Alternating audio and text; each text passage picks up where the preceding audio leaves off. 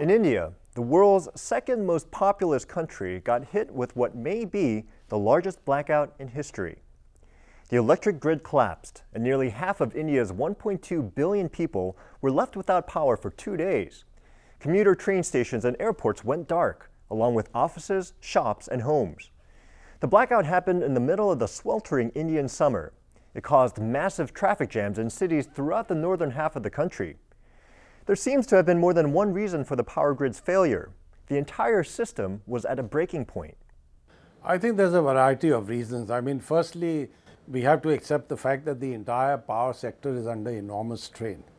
And this is the result of very faulty policies. Our pricing policies, the manner in which the electric utility industry is managed in this country is, to say the least, primitive. Experts say that the country has to spend vast amounts of money to expand the supply of electricity. India is already the world's 5th largest consumer of electricity, and the government estimates that demand will increase by 30% over the next 5 years. To tell us more about the blackouts, we're joined on Skype today by our contributor in India, Ajoy Bose. Hi, Ajoy. Hi. So, Ajoy, were you part of the 600 million people who were affected by the blackout?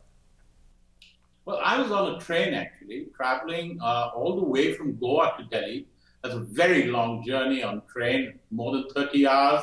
Oh. And it's all the way from a corner of Western India right up to Northern India. But fortunately for me, Western India was not so badly affected. Okay. And there was no power failure there. But everybody on the train was scared. Well, as we approached Northern India, we were hearing stories about trains getting stranded for 8, 9, 10 hours. So fortunately, of course, we were 2 hours late. But it's something which, was, on everybody's mind on the train, that how late we would get. Got it. Now, how upset were people about the blackouts in the first place? I think there is more cynicism than anger as such. Let me sort of read out a few, examples. For instance, a lot of people saw the power cuts as symbolical of India's status in the world.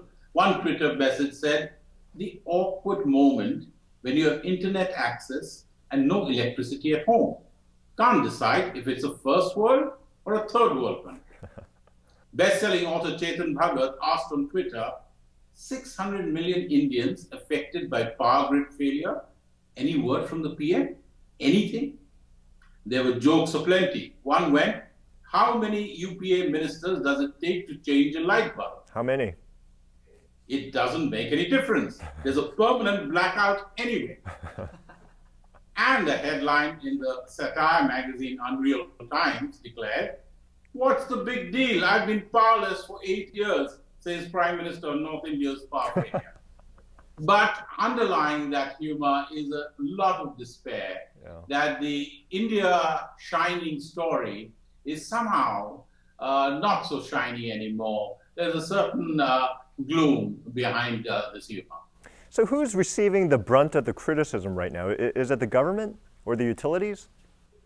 Well, obviously the government and the present lot of ministers are really taking the brunt of criticism. But I think people realize it's not just this government. But I think it's a systemic failure over the years, over the decades really, that India has not really paid enough attention to build up its power infrastructure. And this is so synonymous with becoming a modern industrialized country that if you don't have power, then all this talk about India becoming a major world power goes out of the window. Thanks so much, Ajoy. I'll be wishing you luck that you can keep the lights on. Yes, indeed. All right. Ajoy Bose is a political reporter based in New Delhi. You can learn more about him on our experts page.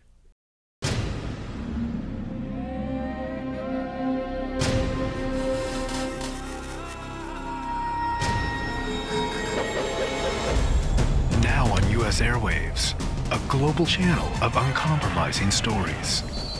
World news, documentaries, entertainment, and culture. Link TV, connecting you to the world. For more information, visit linktv.org.